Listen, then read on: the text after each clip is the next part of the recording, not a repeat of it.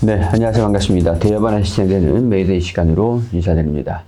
우리 메이데이에서는 시장에 관심을 가지고 있는 이슈들을 두 가지 정도 풀어드리면서 거기에 관련되어 있는 관련 종목들과 그리고 각 멘토별로 관심 종목들까지도 말씀을 드리면서 상세하게 도움을 드리고 있습니다. 앞으로 이제 말씀드릴 내용들은 투자에 대한 단순 참고용 내용들이기 때문에 개개별적인 투자 판단은 각자 해주시기를 당부드리도록 하겠습니다.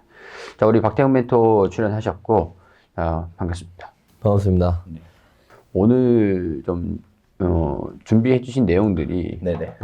로봇 관련 쪽입니까? 네, 하나는 로봇 관련된 이슈인데 아직 이슈가 이제 자세히 나오진 않았어요. 로드맵을 발표한다는 내용이 있는데 그게 이제 상반기 중에 나오니까 그 기대감에 이제 먼저 움직일 가능성이 있어서 해당 이슈 하나 준비했고요. 다른 하나는 이제 다 아시다시피 저 PBR 그 밸류 프로그램 관련돼서 준비해봤습니다. 네, 로봇 쪽에서 지금 어떤 이슈가 있습니까? 그 로봇의 전체적인 이슈가 있다기보다는 이제 상반기에 이제 첨단 로봇 기술 개발 로드맵이 이제 나온다라는 얘기가 나왔습니다. 그래서 그 부분에 대해서 이야기를 좀 드릴 건데요.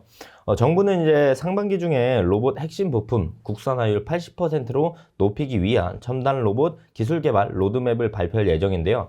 이를 통해서 이제 AI, 5G, 반도체 등의 첨단 기술을 활용한 로봇 산업의 기술 경쟁력을 높일 것으로 기대가 되고 있습니다. 자, 레인보우 로보틱스와 이제 간담회에서 뭐 R&D 그리고 해외 수출 지원을 강화해 달라는 요청이 있었고 이에 대응하기 위해서 최상목 부총리는 도전적인 R&D 지원 확대와 주요 국가의 기술 협력 강화를 언급했습니다. 또한 최 부총리는 스타트업과 기업들의 요구를 고려하고 애로사항을 해결하기 위해서 노력할 것이라는 강조를 좀 해줬는데요. 이와 함께 중소기업의 성장을 지원하기 위한 중소기업 성장 사다리 구축 방안도 상반기 중에 발표될 예정입니다. 모태펀드 출자 예산을 확대하고 R&D와 해외 진출을 지원하는 등 스타트업 생태계 강화와 중소기업 성장에 중점을 두는 정책을 추진할 것이라고 이야기를 했는데요. 이러한 노력을 통해서 이제 한국의 로봇 산업과 중소기업들이 더욱 발전하고 경쟁력을 향상시킬 수 있을 것으로 기대를 하고 있습니다. 그래서 해당 내용들을 보시면은 상반기 기준이므로 이제 상반기로 따져보면 저희가 6월 달까지죠. 그래서 4월 하순인 지금부터 이제 해당 기대감에 주가가 이제 상승 그리고 로드맵 발표로 인해서 직접적인 수혜를 받을 종목들이 확인될 수 있을 것으로 확인되고 있습니다. 그래서 이제 제가 보는 예상 핵심 부품들로는 감속기, 서버 모터, 그리퍼, 센서, 제어기 정도로 예상을 하고 있는데 확실한 건 이제 해당 로드맵이 나와 봐야 알 수 있겠죠. 자, 예상 핵심 부품이 아까 어떤 거라고 말씀하셨죠? 감속기랑 이제 서버 모터 그리고 그리퍼, 센서, 제어기 정도로 예상을 하고 있습니다. 네, 딱 봐도 로봇에서 중요한 부품인 것 같은데 어떤 역할들을 수행하는 부품들입니까? 우선 감속기는 말 그대로 이제 속도를 좀 줄여주는 역할을 하는 게 감속기고요. 서버 모터는 이제 메인 모터가 돌아가면 그 메인 모터 축으로 인해서 이제 서버로 그냥 돌아가는 모터. 말 그대로 그냥 모터긴 합니다. 큰 관절 있고 작은 관절. 그렇죠, 그렇죠. 요런 쪽에 들어가는 것들이 손가락이나 손목 이런 로봇들에 들어가는 것들이 서버 모터라고 볼 수가 있겠고요. 그리퍼는 제가 자세히 몰라요. 자세히 모르는데 제가 알고 있는 상식선에서는 요런 반도체에서 많이 쓰거든요. 그리퍼가. 이런 거 잡는 것들을 아마 그리퍼로 하는 걸로 제가 알고 있어요. 그래서 이제 센서는 말 그대로 이제 센서의 자율주행이나 이런 걸 봤을 때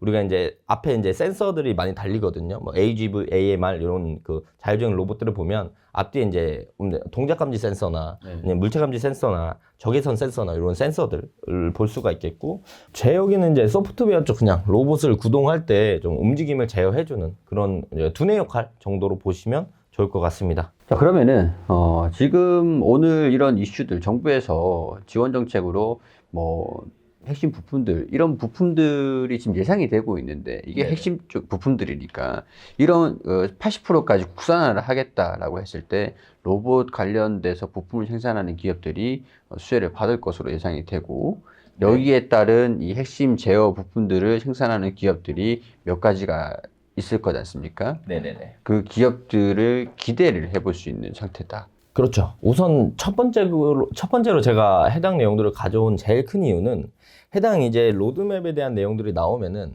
전체적인 지금 최근에 이제 로봇 테마의 수급이 그렇게 좋지 않았어요. 반도체 수급이 높았다가 지금 반도체 수급이 빠지면서 저 PBR 쪽으로 좀 빠지는, 그리고 소외받았던 종목들이 하나둘씩 튀는 모습을 전체적인 시장이 보여주고 있단 말이죠. 로봇 테마가 이제 수혜를 좀 못 받고 조정을 많이 받는 국면에 있기 때문에 해당 기술 개발 로드맵이 나오면서 전체적인 로봇 테마의 수급이 들어오는 게 1번. 그리고 두 번째는 이제 로봇 핵심 부품 국산화율에 대한 내용들이 있기 때문에 그 로드맵이 발표되고 난 직후에 직접적인 수혜를 받는 것들이 이제 부품 관련주들이라고 생각을 좀 하고 있습니다. 그럼 뭐 관련 종목들이 어떤 종목들이 있을까요? 그 로봇 관련주는 너무나 많아서 다 설명드리기엔 좀 힘들고 그냥 생각나는 몇 개만 말씀드리면 시청자분들을 위해서 힘들어도 해주셔야 되지 않습니까? 예, 한 8개 정도 말씀드릴게요. 훨씬 더 많은데 레인보우 로보틱스, 뭐 로보티즈, 유일 로보틱스, 뭐 코닉 오토메이션, 두산 로보틱스, 뭐 엔젤 로보틱스, 뉴로메카, SPG, SBB테크 이렇게 많이 있는데 SPG랑 SBB테크는 이제 감속기 쪽이고요. 나머지는 대부분 협동 로봇을 전체적으로 다 하는 회사들이기 때문에 전체적으로 수혜를 좀 받지 않을까 생각을 좀 하고 있습니다. 자, 그러면 이 많은 종목들 중에서 네. 딱 준비해 주신 핵심 종목들이 다 있으실 거 아니에요? 네, 있죠. 관련 종목. 네네네. 이 관련된 정책으로 이 종목들을 좀 보시면 어떨까? 우선 한 두 종목 정도 제가 생각을 해왔는데 첫 번째 종목은 역시 이제 로봇주가 움직이면 대장으로 움직이는 게 거의 이제 탑2가 양대 산맥이 레인보우 로보틱스랑 두산 로보틱스입니다. 그런데 저는 이제 개인적으로 레인보우 로보틱스가 더 적합할 거라고 생각을 했고. 왠지 알 것 같은데요? 왠가요? 삼성전자 때문 아닙니까? 아, 그것도 맞죠. 예, 그 삼성전자 조기 인수설도 같은 수혜가 있기 때문에 넣은 이유도 있어요.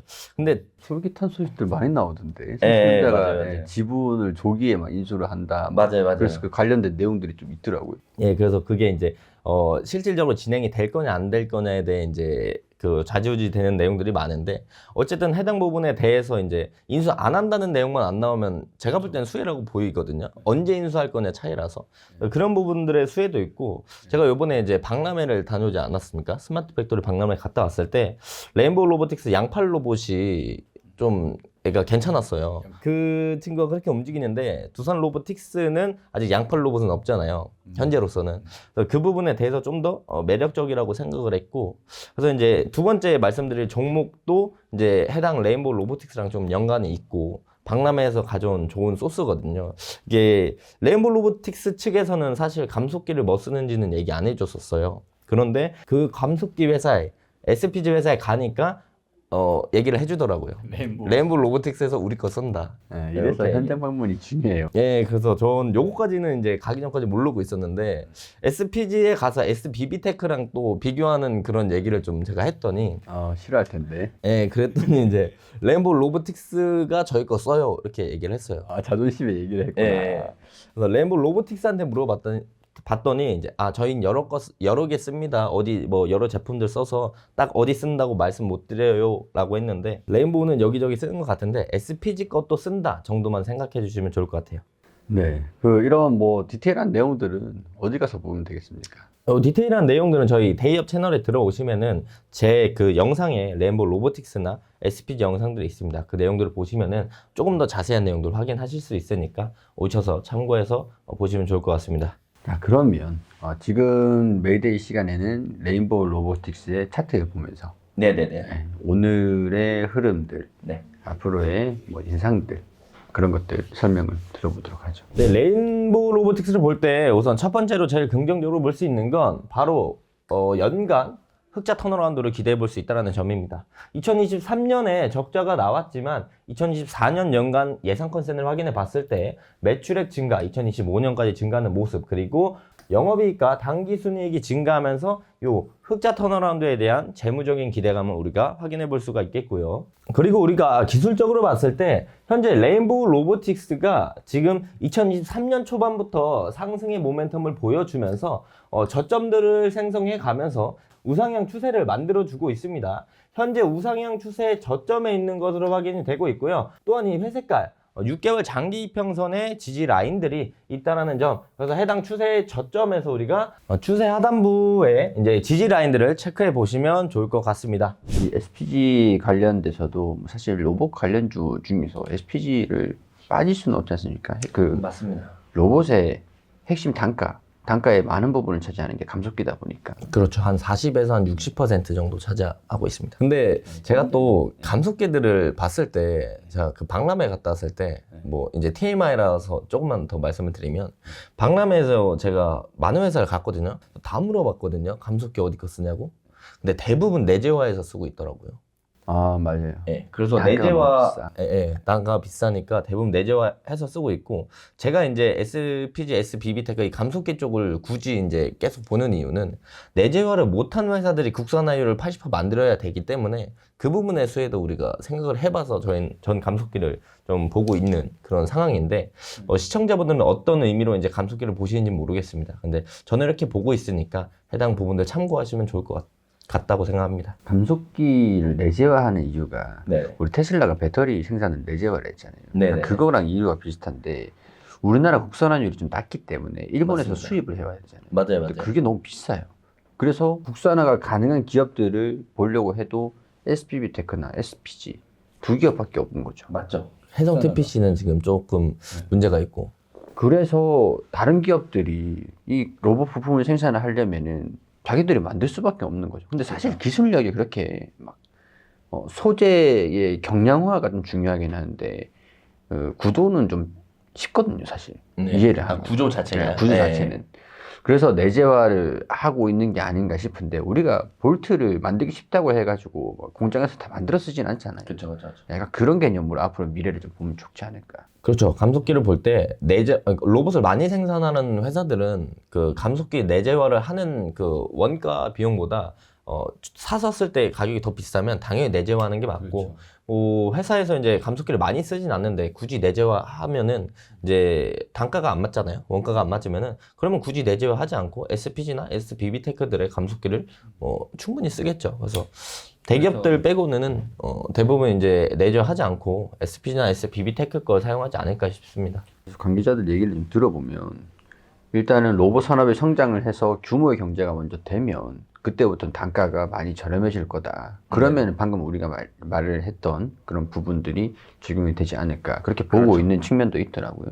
맞습니다. 그거를 보시면서 SPG도 한번 같이 차트와 함께 보시면 좋을 것 같습니다. 자, SPG는 가격적인 부분들을 보기 전에 우리가 재물을 한 번 더 보고 갈 건데요.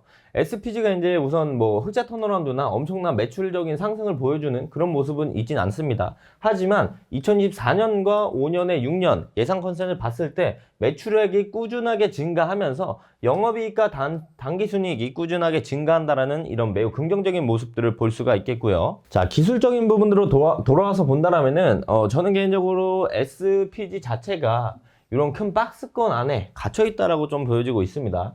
박스권 지금 하단부에 있다라고 생각을 하고 있는데요. 박스권 하단부이자 이 핑크 색깔 선인 2년 장기 이평선들의 지지를 받아주면서 반등을 시도하는 이런 모습들을 보여주고 있지 않나 싶습니다. 여기서 이제 지수적인 부분들이랑 같이 보면 제일 좋겠죠. 지수가 최근에 단기간으로 이제 많이 하락을 하면서 지수가 다시 한번 올라오면서 그 부분에 대한 수혜도 받을 수가 있을 것으로 예상이 되고 있고, 반등이 나온다라면 단기적으로 이제 그 위에 있는 1년 장기 이평선의 이제 저항대 이 정도로 보시면 될 것 같고, 돌파하고 올라가게 된다면 확실히 이제 큰 박스권의 중간 가격 그리고 박스의 상단 이렇게 하나씩 돌파하는 모습들을 지켜보시면 좋을 것 같고요. 만약에 해당 부분들을 이탈하고 내려가게 된다라고 한다면 좀 더 아래쪽에 있는 한 이 전고점 부분 라인까지는 좀 하단부가 열려 있기 때문에 요 전저점들 잘 생각을 하시면서 SPG 보시면 좋을 것 같습니다. 자, 이렇게 로봇의 정부 정책들, 국산화율을 끌어올린다는 소식들 말씀을 해주시면서 관련 종목들 여러 가지 말씀을 많이 해주셨지만 그 중에서